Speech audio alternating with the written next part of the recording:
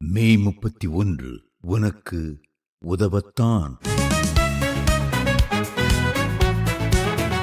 ஆவியானவர் சபைகளுக்குச் சொல்லுகிறதை காதுள்ளவன் கேட்கட்டும். வெளிப்படுத்தின விசேஷம் 2:11.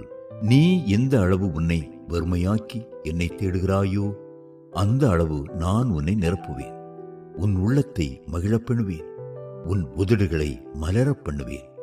திருப்பாடல்களும் புகழ்பாக்களும் உன் இருதயத்திலிருந்து கிளம்பி வரச் செய்வேன். நீ பரவசமாய் இசை பாடுவாய். உன் ஆவி சிறகடித்து மேலே எழும்பும். எபேசியர் 5:18-20. இந்த அளவுக்கு தாவீதோ தெபோராளோ அனுபவித்தது இல்லை. எனது இறுதிக்கால அருள்மாரியில் நனையும் உனக்கென்றே இதை வைத்திருந்தேன். மொழியின் மூலமாகத்தான் தொழுகையானது பிரதானமாய் வெளிப்படுவதால் நான் குறிப்பாய் உனது நாவை தொடுகிறேன்.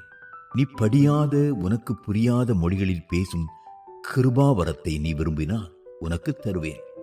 அப்போஸ்தலர் நடபடிகள் 2:4. இந்த வரத்தின் மூலம் நீ உனது அறிவாற்றலை கடந்து சென்று உனது ஆவியில் கடவுளுக்கு புகழ் சாற்றலாம்.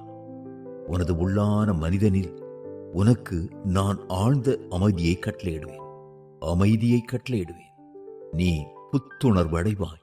என் பிள்ளையே, ஜெபத்தில் உனக்கு இருக்கும் பிரச்சனைகளும் எனக்கு தெரியும். அநேக வேளைகளில், அதிலும் குறிப்பா சிக்கலான குழப்பமான சூழ்நிலைகளில் நீ அகப்படும் போது எப்படி அல்லது என்ன ஜெபிக்க வேண்டுமென்றே உனக்கு தெரியவில்லை. கடவுள் என்னதான் நினைக்கிறார் என்பதே உனக்கு புரியவில்லை. கவலை வேண்டாம், அதற்காகத்தான் நான் இருக்கிறேன். ஜெபத்தில் நான் உனக்கு உதவுவது மட்டுமல்ல, நானே உனக்காய் ஜெபிக்கவும் செய்வேன். உனது துக்கத்தை உன்னால் வார்த்தைகளால் சொல்ல முடியாதிருக்கும் போது நான் உனக்காய் பெருமூச்சு விட்டு புலம்புவேன். என்னை சார்ந்திரு. உனது பலவீனங்களில் நான் உனக்கு உதவுவேன். ரோமர் 8:26-27. பைபிள் உனக்கு ரொம்ப பிடிக்கும் என்று எனக்கு தெரியும். ஆனால் அதில் உள்ள பல பகுதிகள் உனக்கு புரிய கடினமாயிருக்கின்றன.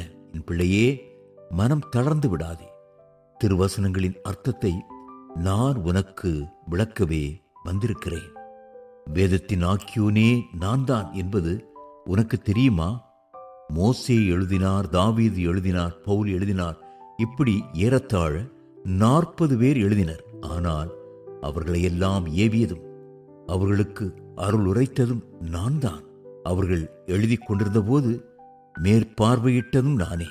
எனது உத்தரவின்றி ஒரு வார்த்தை கூட எழுதப்படவில்லை. 2 பேதுரு 1:20-21. அப்படி இருக்கும் போது என்னை விட சிறப்பாய் உனக்கு திருவசனத்தை யாரால் விளக்கிட முடியும்? எனவேதான் இறைமகன் என்னை சத்தியாவியானவர் என்று அழைத்தார்.